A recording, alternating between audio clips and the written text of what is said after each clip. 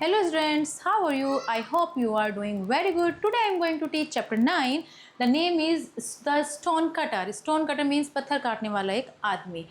ये 5th class का chapter है. ओके इस चैप्टर में हम पढ़ेंगे कि किस तरीके से एक आदमी की इच्छाएं किस तरह से पूरी होती हैं और फिर किस तरीके से वो संतुष्ट होता है. So let's start. Long time back there lived a stone cutter who went every day to a great rock on the side of a big mountain. बहुत समय पहले की बात है. एक स्टोन कटर रहा करता था जो रोजाना जाता था एक बड़े से पर्वत की तरफ, बड़े से माउंटेन की तरफ, एक बड़ी सी चट्टान को के पास जाता था and cut out stone slabs for building houses. और एक स्टोन स्लैब्स वो घर बनाने के लिए काटा करता था. He was an adept and skillful workman. वो अपने काम में बहुत ही ज़्यादा अडेप्ट और कुशल हो गया था. And therefore had many satisfied customers. और इस तरीके से उसके कुशल काम करने की वजह से, बढ़िया काम करने की वजह से उसके कस्टमर भी उससे सेटिस्फाई रहते थे. So he was quite happy and contented. और वो भी बिल्कुल खुश और संतुष्ट था. And asked for nothing more than what he had. और उसे कुछ भी पाने की इच्छा नहीं थी. On the mountain there lived a spirit which now and then appeared to man and helped them in many ways to become rich, prosperous and happy. पर्वत पर एक आत्मा रहती थी जो कभी कभी आदमियों को दिखाई देती थी और वो उसे खुश और हैप्पी करने के लिए, उन्हें समृद्ध बनाने के लिए उनकी हेल्प करा करती थी. मतलब जिससे कि आदमी अमीर हो जाए, खुश रहे, ऐसा उनके लिए क्या वो कर सकती थी, ऐसे आत्मा वहाँ रहती थी. But the stone cutter had never seen this spirit. लेकिन स्टोन कटर को ऐसी आत्मा कभी दिखाई नहीं दी. And only shook his head unbelievingly when anyone spoke of it. और जब कोई उससे इसके बारे में, आत्मा के बारे में बताता था तो उसे ऐसे सिर हिला देता था जैसे ना विश्वास होने वाली बातों पर सिर हिलाते हैं, ऐसे वो सिर हिला देता था. But a time came when he was forced to change his opinion. लेकिन एक टाइम ऐसा आया जब उसे अपना विचार बदलना पड़ा. One day the stone cutter carried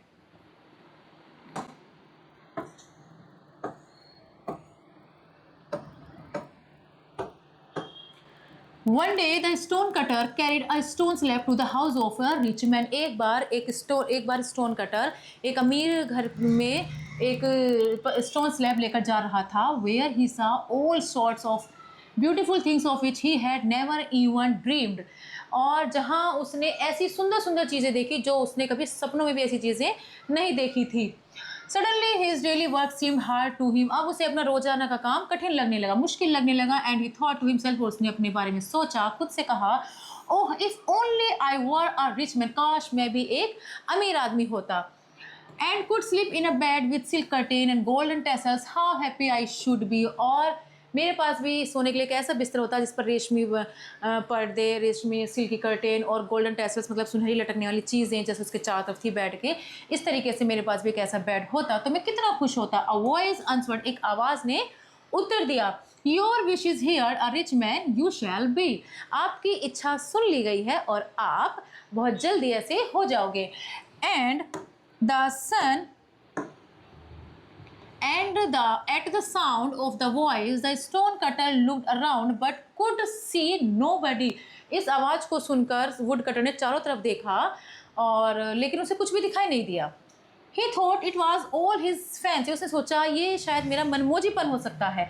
And picked up his tools and went home for he did not feel like doing any more that day. और उसने अपना टूल, औजार उठाया जिससे वो पत्थर काटता था, उसे उठाया और अपने घर की तरफ चल दिया. अब उसका कोई काम करने का उस दिन मन नहीं था, वो बस अपने ख्वाबों में खो रहा था. But when he reached his little house, he stood still with amazement, for instead of his wooden hut was a stately palace with splendid furniture. लेकिन जैसे ही वो अपने छोटे से घर के पास पहुंचा, वो खड़ा का खड़ा रह गया और अचंभे से वो देखने लगा उसकी छोटी सी लकड़ी के घर की जगह बड़ा ही शानदार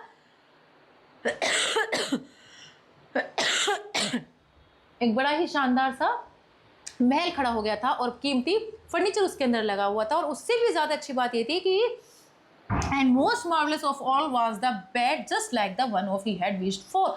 उससे भी ज़्यादा अच्छी बात ये थी कि एक बहुत ही सुंदर सा ऐसा ही बेड जैसे उसने देखा था, ऐसा ही बेड उसे मिल गया था। He was beside himself with Joy, अब उसकी खुशी का कोई ठिकाना नहीं था। In his new life the old one was soon forgotten, अपनी नई जिंदगी में अब वो अपनी पुरानी चीजें भूल गया था। It was now the beginning of summer, गर्मियों का समय चल रहा था। Each day the sun blazed more and more fiercely, रोजाना सूरज और ज्यादा चमक रहा था। One morning the heat was great that the stone cutter could scarcely breathe, एक दिन इतनी गर्म सुबह हुई, इतनी गर्मी थी एक दिन कि जो स्टोन कटर था उसे इतनी गर्मी लग रही थी कि वो सांस भी नहीं ले पा रहा था। स्कार्सली ब्रीथ मतलब सांस लेना। He decided to stay at home till evening, उसने सोचा कि आज वो शाम तक घर पर ही रहता है। He was bored for he had never learned to amuse himself. वो बोर हो रहा था क्योंकि उसने अपने आप को समय काटने के लिए ऐसा अपने आप को नहीं सीखा था कि कैसे वो अपना टाइम पास करे। He looked out the window to see what was going on the street when a palki passed by carried by servant dressed in blue and silver. Bore होने की वजह से वो उसने विंडो की तरफ बाहर आकर देखा तो एक पालकी उधर से गुजर रही थी। उस पालकी को कुछ सर्वेंट्स लेकर जा रहे थे जो ब्लू और सिल्वर कलर की ड्रेस पहने हुए थे, उसे लेकर जा रहे थे पालकी को। In the palki sat a prince and a golden umbrella was held over his head to protect him from the sun is ray. पालकी में एक प्रिंस राजकुमार बैठा हुआ था और एक सुनहरा छाता उसके सिर के ठीक ऊपर लगा हुआ था।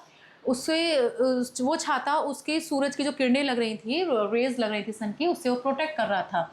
Oh if only I were a prince, oh काश मैं भी एक राजकुमार होता, said the stone cutter to himself. Stone cutter ने अपने आप से कहा। As the palanquin vanished around the corner, और जैसे ही कोने की तरफ से पालकी दिखाई देनी बंद हुई, इफ आई कुड गो इन सच अ पालकी and have a golden umbrella held over me how happy I would B, काश मेरे पास भी एक ऐसी ही पालकी होती और एक गोल्डन अम्ब्रेला होता जो मेरे सिर के ठीक ऊपर होता तो मैं कितना खुश होता।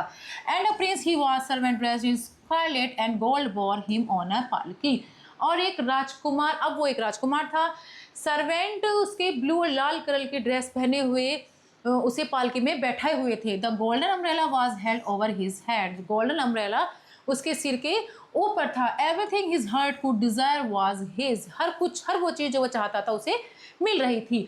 But yet it was not enough, he looked around for something to wish for, लेकिन फिर भी ये उसके लिए काफ़ी नहीं था, उसे अपने चारों तरफ कुछ और पाने की इच्छा लग रही थी। Then he saw that in spite of the water being poured on the grass, the rays of the sun scorched it. तब उसने देखा कि पानी की घास पर पानी की बूंदें डलने, पानी मतलब घासों पर पानी डालने के बावजूद भी घासें जो हैं जल रही थी। And despite the umbrella held over his head each day his face grew more and more brown, और उसके सिर के ठीक ऊपर गोल्डन कलर का गोल्डन अम्ब्रेला होने के बाद भी उसका जो फेस था और ज़्यादा गहरा काला सा ब्राउन सा होता जा रहा था। At this he cried in anger, गुस्से में वो इस पर चिल्लाया, the sun is mightier than I am, ये जो सूरज है ये मुझसे ज़्यादा ताकतवर है। Oh if only I were the sun, काश में भी सूरज होता। And the mountain spirit answered, और माउंटेन स्पिरिट ने, माउंटेन की जो आत्मा थी उसने जवाब दिया, योर विश इज हियर, तुम्हारी आत्मा सुन ली गई है। And the sun you shall be, आप सन बन जाएंगे।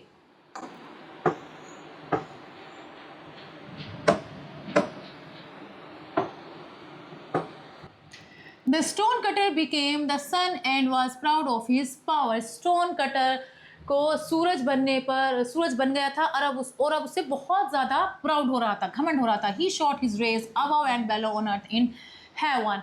वो अपनी रेस को ऊपर नीचे डाल रहा था, पृथ्वी पर भी, अर्थ पर भी, और स्वर्ग में, आकाश में, सब जगह वो अपनी जो किरणें थी वो डाल रहा था। He burned up the grass in the fields and scorched the faces of the people.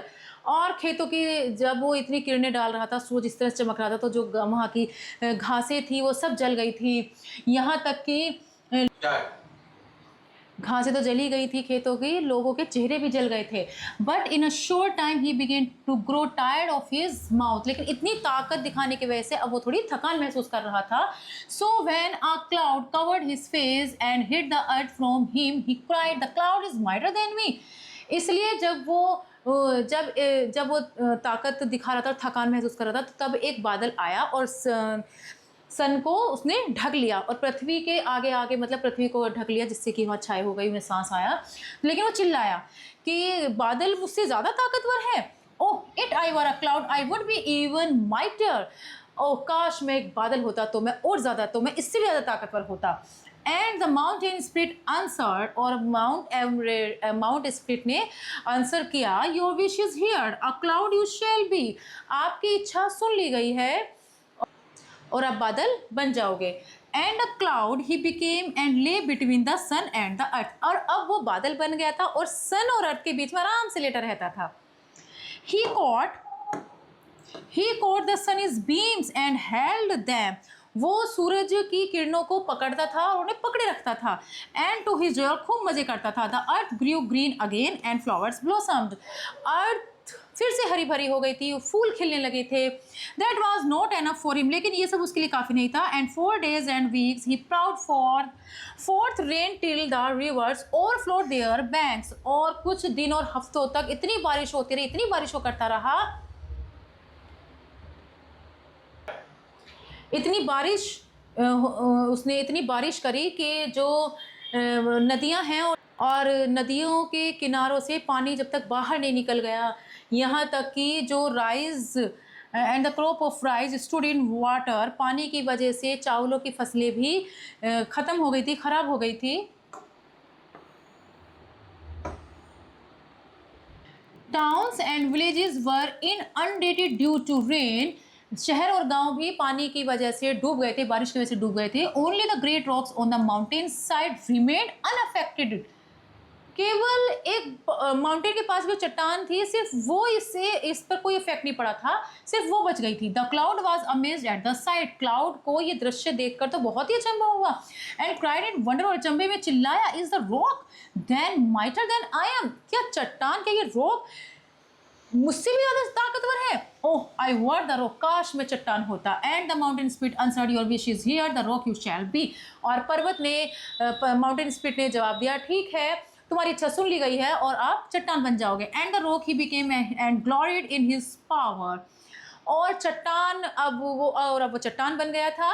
And gloried in his power, और अब वो अपनी ताकत से गर्व फील कर रहा था। प्राउडली ही स्टूड, प्राउड के साथ वो खड़ा हो गया। And neither the heat of the sun nor the torch nor the force of the rain could trouble him, और अब ना तो सूरज की गर्मी और ना ही बारिश की ताकत कुछ भी उसे परेशान नहीं कर सकती थी। This is best of all, सबसे अच्छा था। ही सेड टू हिमसेल्फ, उसने अपने आप से कहा। But one day he heard a strange noise at his feet, लेकिन एक दिन अचानक से उसने एक अजीब सी आवाज़ अपने पैरों पर उसे सुनाई दी।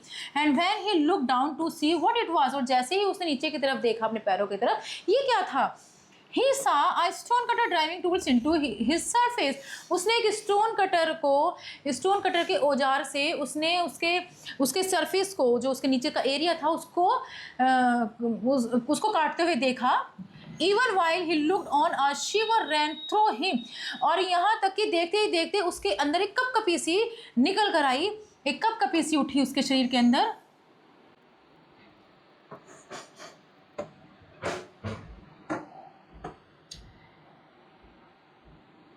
A great block broke of, और एक बड़ा सा टुकड़ा उसके शरीर से अलग हो गया था। And fail upon the ground, और जमीन पर टूटकर गिर गया। देन ही क्राइड एंग्रीली, तब वो गुस्से से चिल्लाया, is the mere child of the earth mightier than I rock, क्या एक पृथ्वी का छोटा सा बच्चा चट्टान से भी मुझसे भी ज्यादा ताकतवर है। Oh if I were a stone cutter again, oh काश मैं दोबारा से स्टोन कटर होता।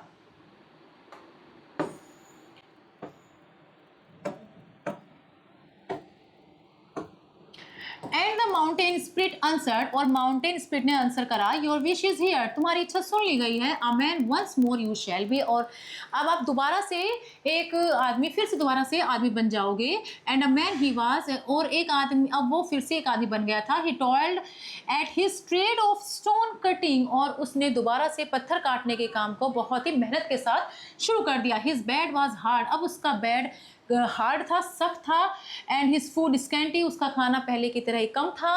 But he had learn to be satisfied with it, लेकिन उसने इन सब चीज़ों के साथ रहना सीख लिया था। And did not long to be something और समबडी एल्स, और अब उसे कुछ भी, किसी भी चीज़ की पाने की इच्छा नहीं थी। सो आई होप कहानी में इंटरेस्ट आया होगा। Thank you so much.